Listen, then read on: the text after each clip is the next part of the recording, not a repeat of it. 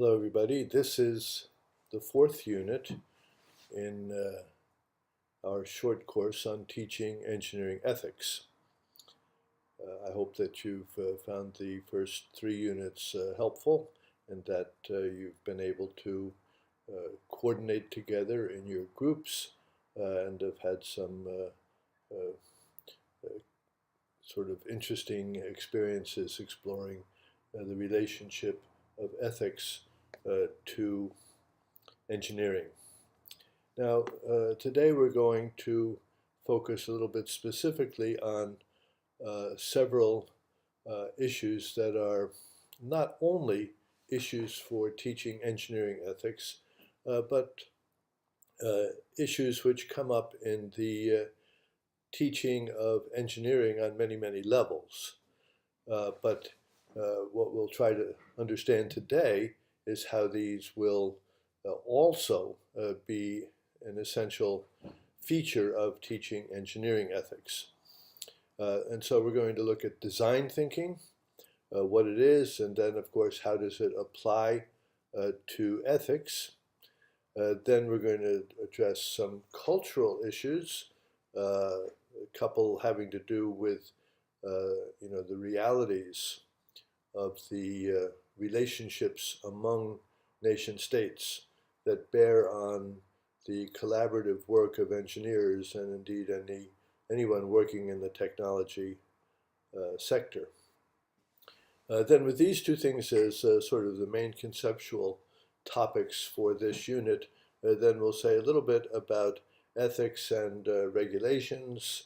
We'll come back to the issue of compliance a couple of more times, and we'll also say something about whistleblowing. Both the third and the fourth topics, ethics and regulatory compliance and whistleblowing, have constraints which are specific to the polity that you're part of. In other words, what is the norms, let's say, about whistleblowing in the United States is not the same in all countries around the world. So I'll try to look at it in a broad way, broad enough so that you can relate it to your own specific context and situation. And of course, this is among the topics that we're learning about, a very good one for you to discuss in your group. So we're going to talk a little bit about what design thinking is.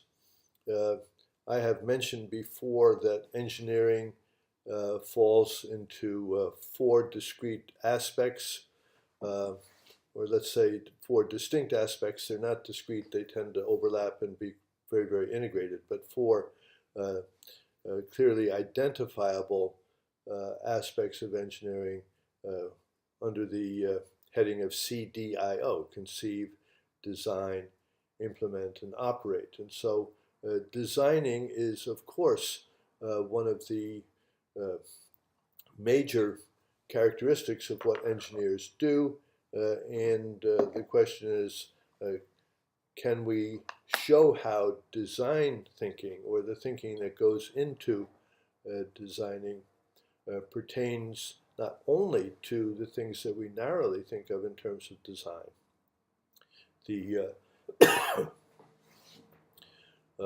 appearance, for example, of the device, or the relationship between the appearance of the device and its functionality, form and function, but also how designing as a paradigm of understanding what you're doing is very, very useful to the engineer in every phase of engineering work, and that includes ethics as much as anything else. So let's just begin with the question, what is design thinking? And here I'm going to let this video introduce us.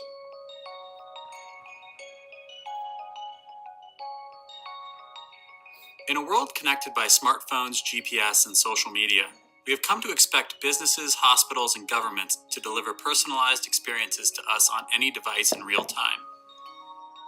And while we still go to the store to buy groceries or get on a plane to travel from point A to point B, the way we consume goods and services is fundamentally changing, which also means the way companies design and build these experiences must evolve to keep pace. Two approaches to help are design thinking and agile development.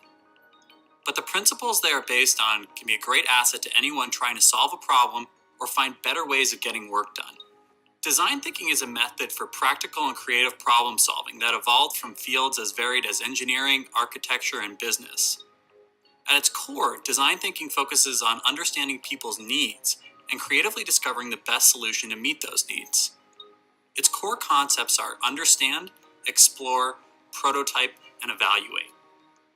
Agile is a group of software development methods that emerge to quickly, iteratively, and collaboratively build better business solutions. Its core concepts are iterative development, risk management, and transparency. Based on work with thousands of our clients, IBM is expanding upon traditional design thinking. We call this IBM design thinking, and it aims particularly at meeting the complex needs of large-scale enterprises without sacrificing the personal focus of design thinking. To get a better idea of how these new ways of working, IBM design thinking and Agile, come to life, let's take a look at how a company benefits from using these approaches in expanding their business. Green Jeans Nursery is a successful garden design and supply store based out of the state of Vermont in the United States. They've had such explosive growth over the past 2 years that they've been able to open 3 additional stores. They launched their web experience about a year ago, but while their in-store sales continue to grow, their website sales haven't met expectations. Gene, the founder and owner, uses IBM design thinking and knows that he needs to start with the end user. What exactly are the reasons their needs are not being met? First, he needs to find out who his real users are, what they think, how they feel, what they see, hear, say, and do. Not satisfied with merely coming up with potential issues internally, the business, design, and engineering team members collaborate and decide to find people that have a shared interest in gardening and are familiar with the products. After their initial search, the team narrows their focus to a candidate that meets a wide variety of helpful criteria, Jane. Jane agrees to an ongoing relationship to provide priceless insights as the business grows. As the team begins to work with Jane, they gain insights they otherwise would have missed. This research is crucial in making improvements for their users. For example, they find that Jane, despite being interested in new plants, doesn't know where to begin. She likes the way many plants look online, but she doesn't know how to grow and take care of them. At the store, a customer can always ask an expert, but visitors to the website like Jane have no simple way to get help.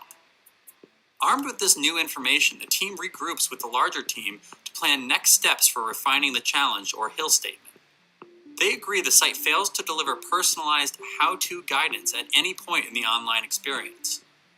To articulate a clear outcome statement, the team generates as many ideas as they can. Help chat, a planting guide tool, the ability to submit photos and questions. Gradually, they weed out unrealistic and expected ideas that lack a wow factor.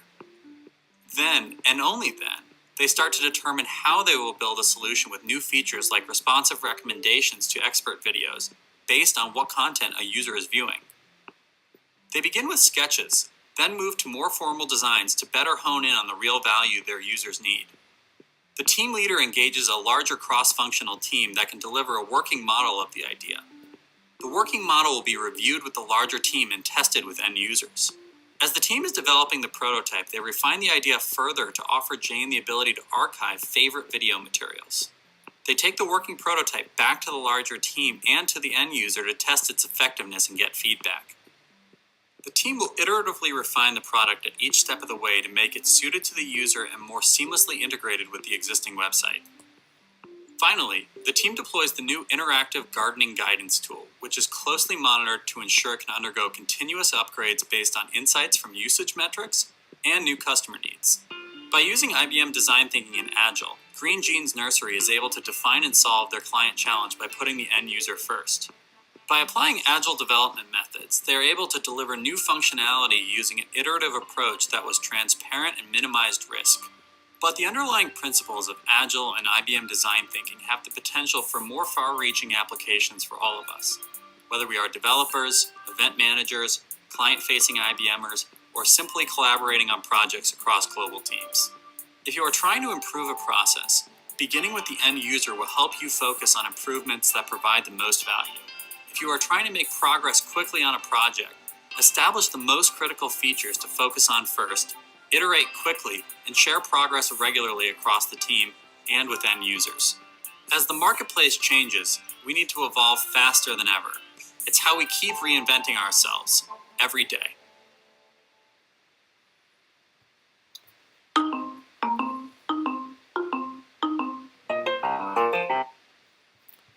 Okay, well, of course, that was an advertisement for concepts that IBM propagates and tries to sell, in a sense. But what I like about it is, one, we can show how the addressing of ethical concerns can be absolutely on the same sort of procedural basis as all other aspects of product development or device design or solving a problem for a client and so on. So 3 points I should want to, or actually maybe 4 points I should like to stress from this presentation about design thinking for engineering ethics. All of these are built deeply into the way in which an engineering group would solve any kind of problem. First of all, it's really, really important that this not be, a solo project. You shouldn't just have, for example, one ethics officer who kind of checks things. The dealing with ethical issues should be collaborative throughout. Everybody should be involved. As I emphasized in the first unit when we were talking about who should be teaching ethics, I suggested that it's important that it be part of everybody's portfolio of responsibilities in the engineering faculty and not left to specific ethicists. And so the same idea is important here. Ethics is a collaborative business, or the planning around ethical concerns. Secondly, they made an emphasis of consulting end users. In the case of ethics, perhaps a better term would be stakeholders. That is to say, anybody who has some relationship to the project and its outcome and its future. So this could be, if we're talking about a public works project, for example, not only the utility company, not only the representatives for the protection of the natural environment, not only the government regulatory agency, but all of the citizens who live in the neighborhood and who will benefit or perhaps be challenged by the project underway.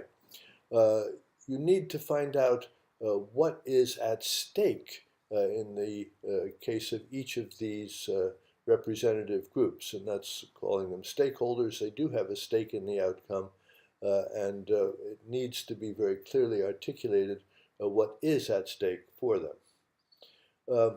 When this feedback or this sort of collection of perspectives is brought back to the planning process, then you should explicitly consider each of these ideas as having some merit. Nothing should be ruled out of hand. Nothing should be eliminated out of hand. It should all be something that is considered collaboratively or collectively by the group.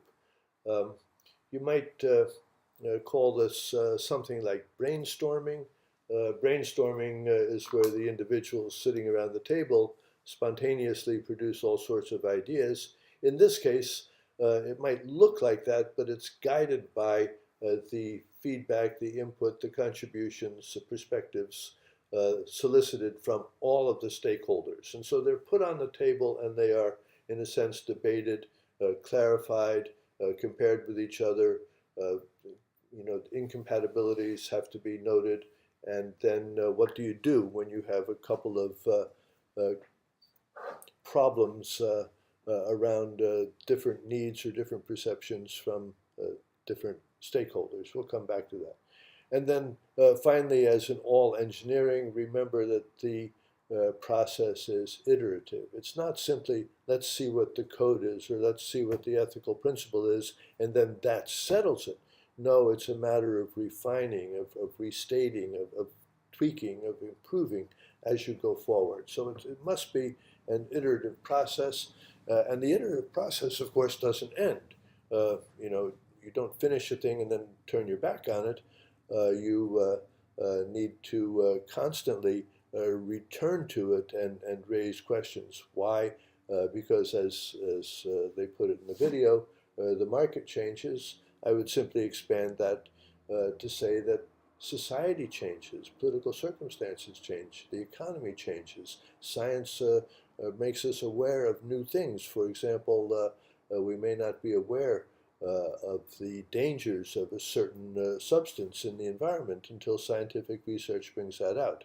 And so it's essential that the ethical design process, like all engineering processes, be iterative, and that this iteration continue into the post completion stages of the project.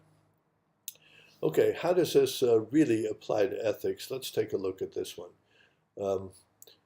We're saying that the key points of design thinking are understanding, exploring, prototyping, evaluating. Let's say at some point in the not-so-distant future, you're barreling down the highway in your self-driving car, and you find yourself boxed in on all sides by other cars. Suddenly, a large, heavy object falls off the truck in front of you. Your car can't stop in time to avoid the collision, so it needs to make a decision. Go straight and hit the object, swerve left into an SUV, or swerve right into a motorcycle. Should it prioritize your safety by hitting the motorcycle, minimize danger to others by not swerving, even if it means hitting the large object and sacrificing your life, or take the middle ground by hitting the SUV, which has a high passenger safety rating? So what should the self-driving car do? If we were driving that boxed-in car in manual mode, whichever way we'd react would be understood as just that, a reaction, not a deliberate decision. It would be an instinctual, panicked move with no forethought or malice. But if a programmer were to instruct the car to make the same move, given conditions it may sense in the future, well, that looks more like premeditated homicide. Now, to be fair, self-driving cars are predicted to dramatically reduce traffic accidents and fatalities by removing human error from the driving equation. Plus, there may be all sorts of other benefits: eased road congestion, decreased harmful emissions, and minimized unproductive and stressful driving time. But accidents can and will still happen, and when they do, their outcomes may be determined months or years in advance by programmers or policymakers. And they'll have some difficult decisions to make.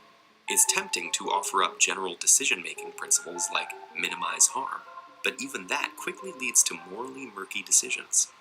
For example, let's say we have the same initial setup, but now there's a motorcyclist wearing a helmet to your left and another one without a helmet to your right.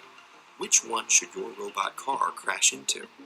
If you say the biker with the helmet because she's more likely to survive, then aren't you penalizing the responsible motorist? If instead you say the biker without the helmet because he's acting irresponsibly, then you've gone way beyond the initial design principle about minimizing harm, and the robot car is now meting out street justice. The ethical considerations get more complicated here. In both of our scenarios, the underlying design is functioning as a targeting algorithm of sorts. In other words, it's systematically favoring or discriminating against a certain type of object to crash into. And the owners of the target vehicles will suffer the negative consequences of this algorithm through no fault of their own. Our new technologies are opening up many other novel ethical dilemmas. For instance, If you had to choose between a car that would always save as many lives as possible in an accident, or one that would save you at any cost, which would you buy? What happens if the cars start analyzing and factoring in the passengers of the cars and the particulars of their lives? Could it be the case that a random decision is still better than a predetermined one designed to minimize harm? And who should be making all of these decisions anyhow? Programmers? Companies? Governments? Reality may not play out exactly like our thought experiments, but that's not the point. They're designed to isolate and stress test our intuitions on ethics, just like science experiments do for the physical world. Spotting these moral hairpin turns now will help us maneuver the unfamiliar road of technology ethics and allow us to cruise confidently and conscientiously into our brave new future.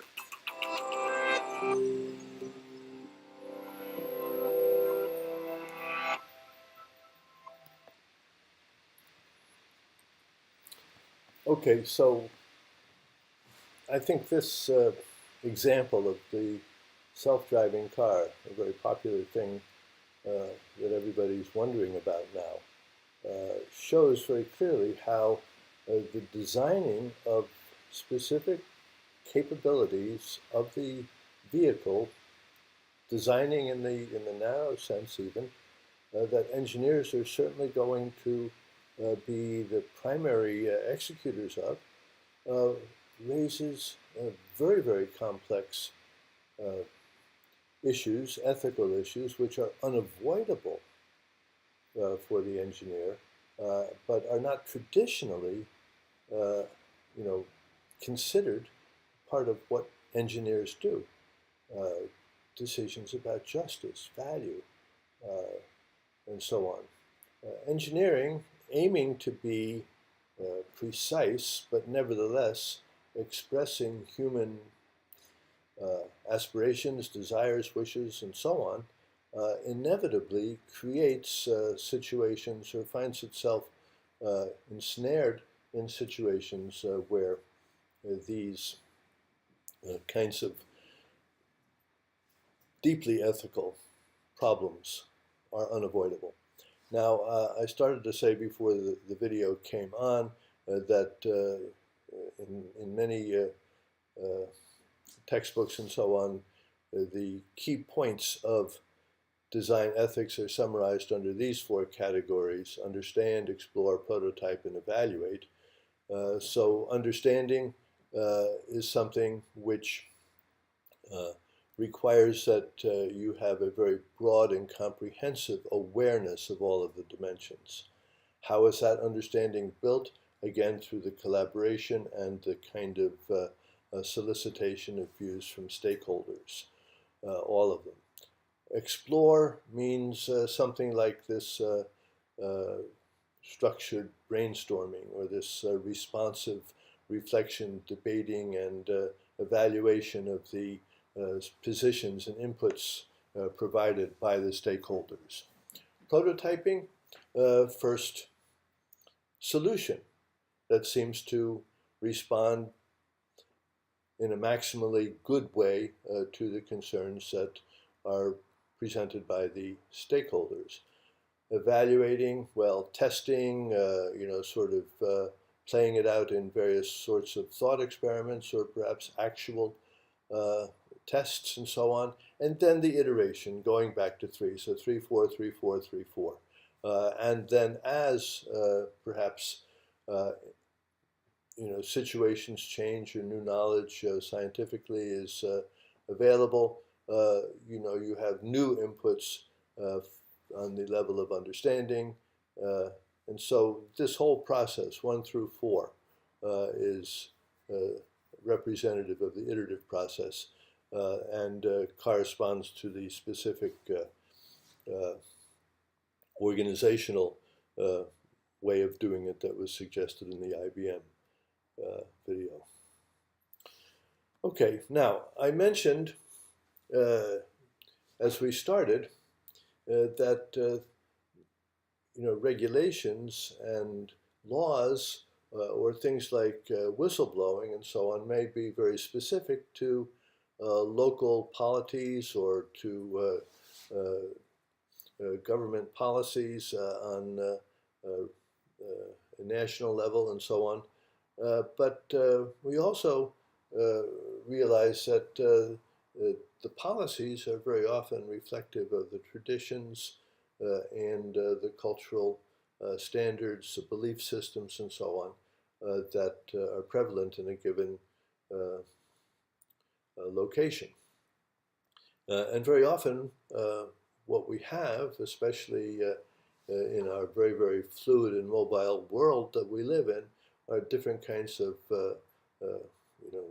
culture shocks or the conflicting of a couple of different standards and demands. And sometimes they're benign and sometimes they're deadly serious, and because the well-being of people or even their lives may be at stake. So my little illustration here suggests it on a more whimsical level, but let's look at how this fits into some geopolitical contexts. Sorry, we...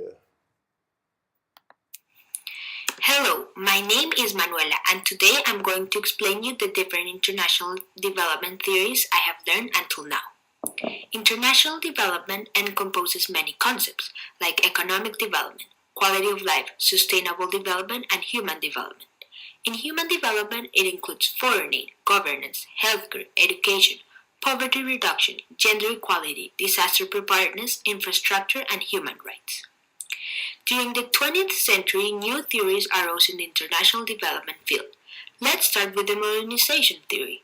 This theory was born in the 50s in response to the ideological battle between communism and capitalism. It divides the countries into two types, modern and traditional. In order for developing countries to prosper, they need radical changes in their social structures to undergo industrialization. Some critique the modernization theory, like Marxists. They consider the world will westernize and become homogeneous. This theory supported globalization. Another theory that supported globalization is neoliberalism. It was created in the 70s. This theory states that for countries to improve, they need to engage in trade by removing protectionist barriers. Additionally, the theory also supported liberalization and less government intervention. Some condemn that IMF has supported the hegemonic order based on neoliberalism. The dependency theory as well as neoliberalism are criticized for overexploitation and high pollution. The dependency theory was elaborated between 1950 and 1970 in response to the stagnant socioeconomic conditions in Latin America. It states that the northern countries are in the core and the southern in the periphery. This model states that poverty in the periphery is caused by overexploitation produced by countries in the core. The post-colonial critique in 1980 also supported that wealthier countries in the core that used to have many colonies like the UK and France still oppress countries in the periphery. Post-colonialism states that societies that have suffered from colonialism have usually inherent racism, lack of national identity, and suffer a lot. Alternative development focuses on people. This is a revolutionary theory, which supports the participation of individuals in decision-making. The theory wants to redefine the development goals and introduce alternative practices. In this theory, human development indices are believed to be more appropriate than economic indices. In a few words, the role of alternative development is to criticize mainstream development. The most radical theory is post-development. This is a revolutionary contemporary theory that believes all type of development is a reflection of Western culture. It arose in 1980s, and still today there are many supporters worldwide. I associate this theory with the Amish culture. The Amish prefer to maintain a primitive lifestyle. I hope you enjoyed this video. Created using Powtoon. I think it is completely obvious how these kinds of geopolitical theories and theories of development and theories of modernization and economic ideas of progress and the responsibility of different nations and so on are so close to or impact so closely the work of engineering. The question, the ethical question, of course, is what role do engineers play in this process? The dominant theories, the kind of neoliberal and modernization theories going back to the 50s, appear to me, and I hope that some of you will have different perspectives on this, but appear to me to be what's dominant and what sort of guides the work of engineering firms involved, especially in developmental projects. However, I would like to raise the question, and this is something that I hope you will discuss extensively, is whether or not the notion described here as alternative development, or the notion which implicitly respects indigenous technologies, low-tech engineering solutions, if you will, whether or not that outlook, alternative development outlook, perhaps is more compatible with the kind of design thinking and iterative and stakeholder assessment process that we've just been discussing. So the question, we leave it with the question, is to what extent or in what way must engineers to be true to the ideals and standards of engineering itself, as well as being, people that are making a broad kind of effort to improve the livelihood of humankind and the state of the earth. What is the approach and what kind of political, social, cultural, theoretical outlook is most compatible with engineering design thinking? Okay, now having gone through these things, I think one thing that we can say is that it should be very clear that engineering ethics cannot be reduced to regulatory compliance. Following even the codes, the ethics codes of the engineering societies, making sure that you obey the law, making sure that what you do is open and transparent, making sure that products and devices and equipment and materials and so on are what they must be for the protection of public health and for the sake of safety and so on.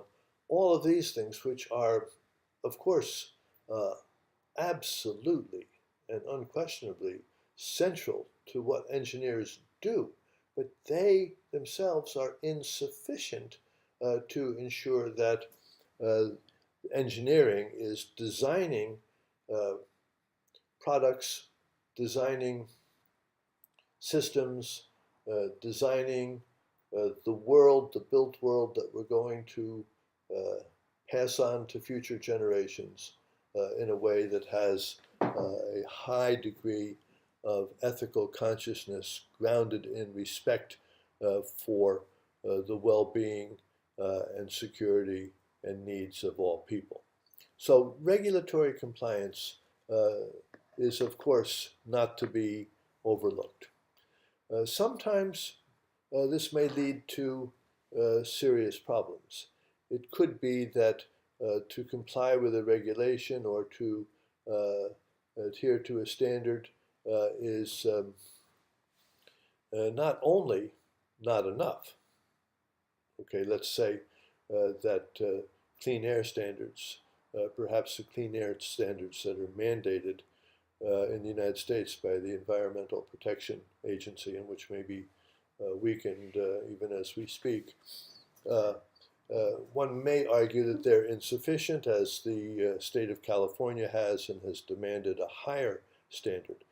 So that California says we're meeting the regulatory standard, and we're going a little bit farther. We're doing it in a better way, in a stronger way. So that's one thing, which may lead to political or economic conflict. Where would an engineer stand on that?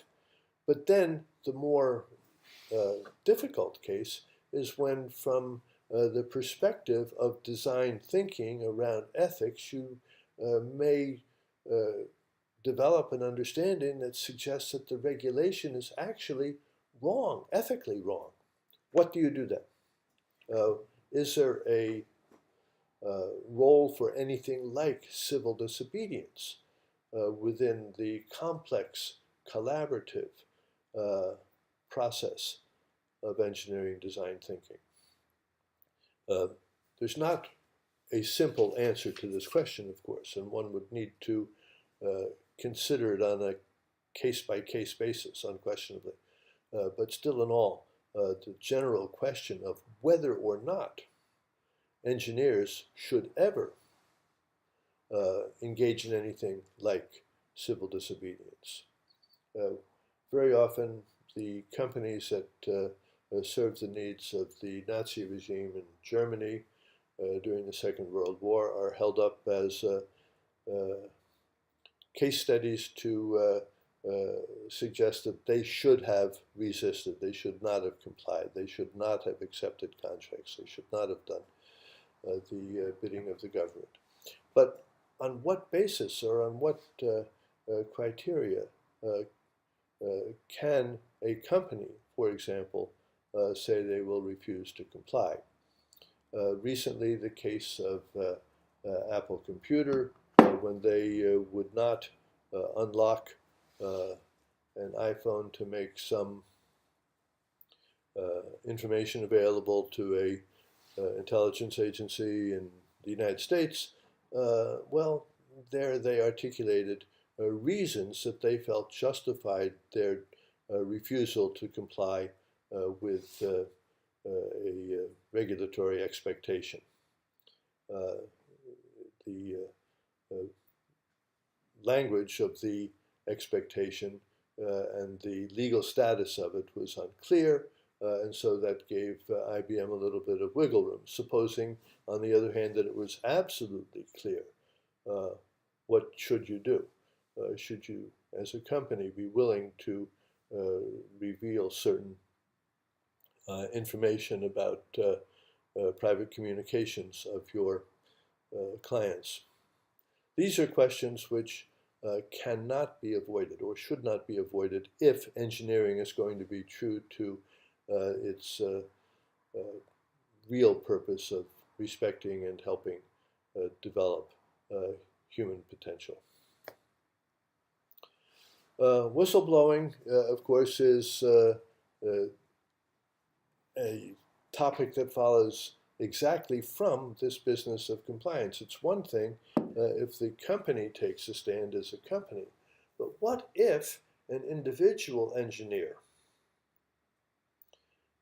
perceives that the policies or the actions or perhaps something inherent in the quality of what is being developed is contrary to the ethical expectations people have? Should make that clear. We call this whistleblowing. But to whom and in what manner? And if you are a whistleblower, what protections should you have? Should part of the contractual understanding that any professional engineer has with clients, employers, government agencies, and so on, should they include a protection so that the engineer can publicly and openly and clearly state what she or he believes to be a breach of ethical standards without risking their job, their livelihood, putting the welfare of their family in jeopardy, and so on. This is a topic that is widely discussed. It's very often discussed in the context of environmental contamination issues, where companies try to cover up what they have done, and some employee is aware of it and blows the whistle. Well, what protections should the whistleblower have? Should whistleblowing be regarded as an honorable act? Are there any limits on what constitutes honorable whistleblowing, as opposed to simply trying to get back at your employer because you're unhappy about something in your relationship with the company? Yes, very often whistleblowing could be something less than honorable, could be simply a disgruntled employee trying to damage the company.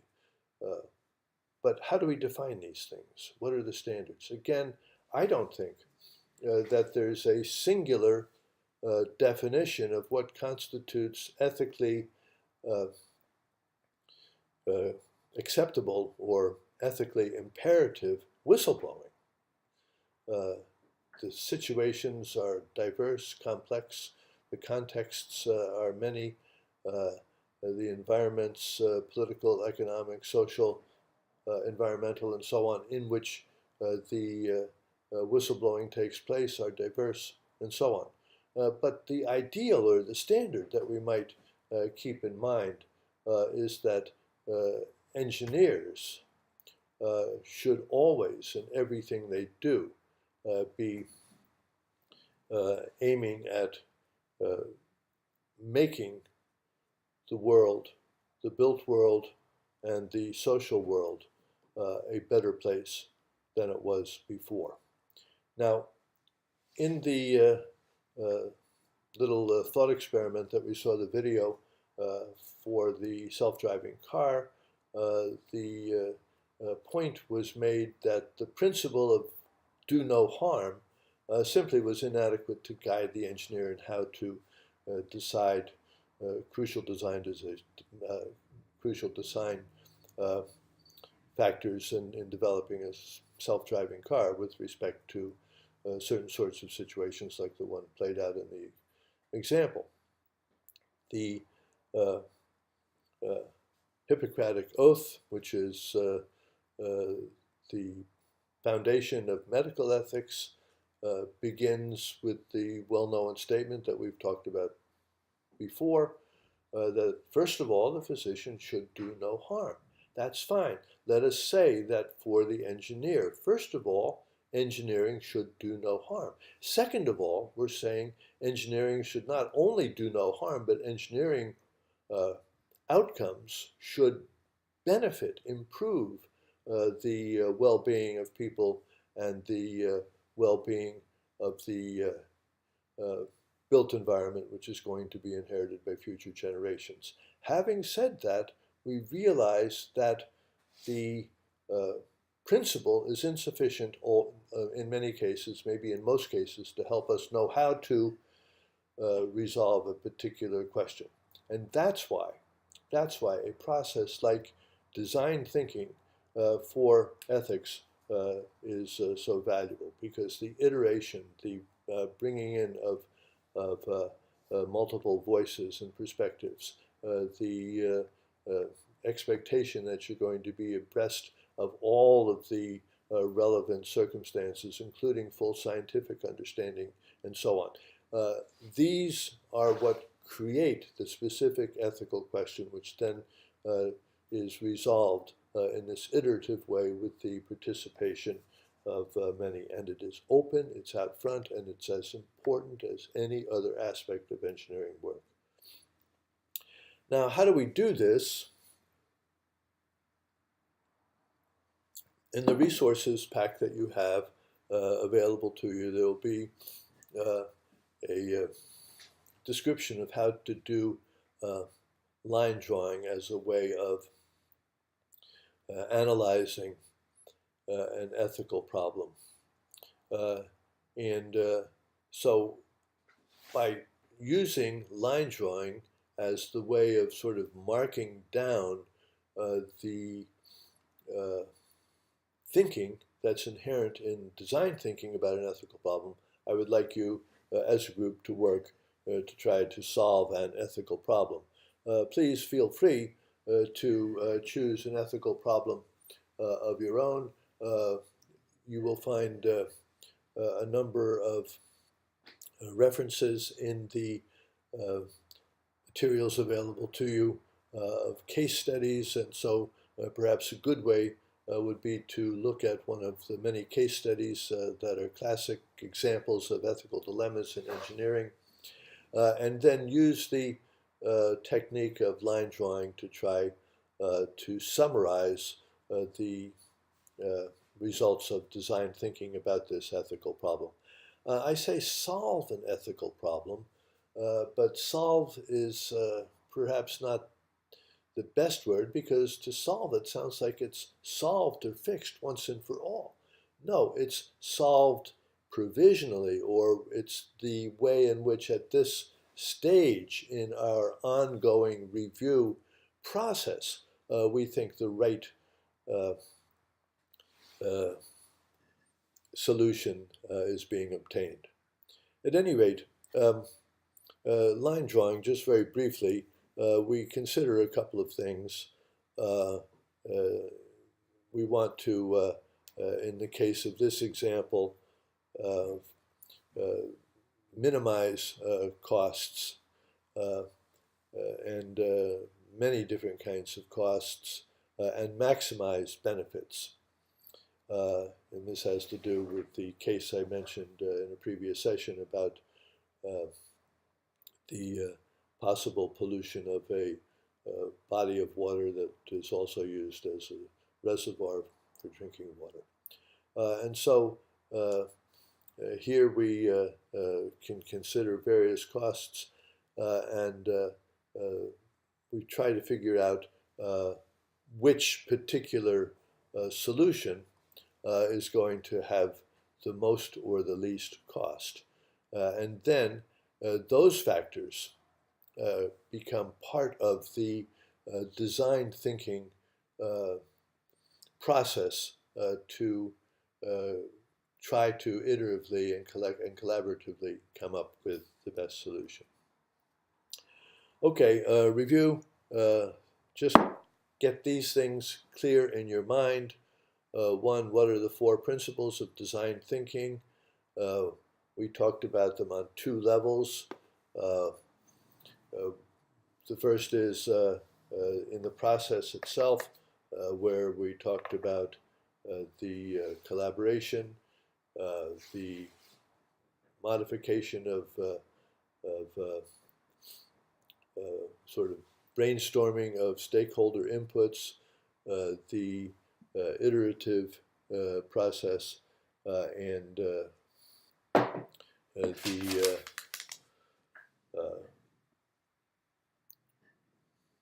ongoing nature of this. So collaboration, stakeholder input, debate and consideration of all perspectives in order to have a consensus if possible, and then don't leave it there, iterate, repeat, repeat. So that process then becomes the way by which design thinking is applied. And the other 4 points of the sort of the theory of design thinking, understanding, exploring, prototyping, and evaluating, can be mapped against these 4. So see if you can express that, or make sure you understand that, what they are, and how the 4 on both levels, connect with each other. Then 2, how can they be applied explicitly to the self-driving car example. Then 3, try to sort out what you think the component issues are that have a range of possible solutions, and show that in a line drawing, and then put together your little solution and post it up to the forum. Okay, that's what we'll do for today, and